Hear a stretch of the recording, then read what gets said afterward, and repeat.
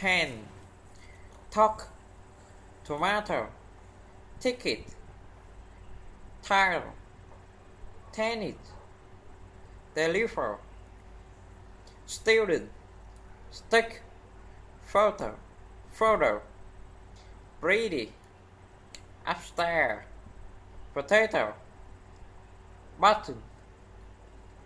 treat, cat, walk, one, meet, neat, count, decide, flute, dinner, bed, card, ride, meet,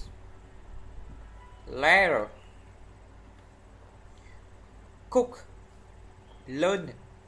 sound, kids, hope, learned, played, wanted, sounded, work, played, needed, work, snow, clean, lord, wind, fast, cold, cooked, lead, watch, needed, played, changed, like,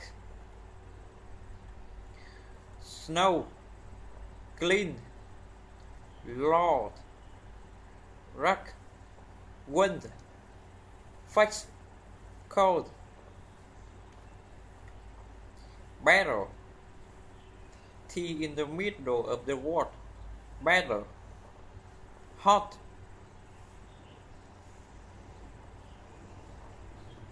city, better,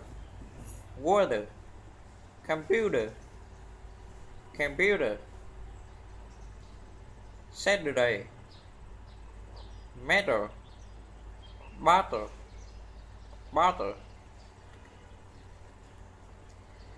what, hot, get, one,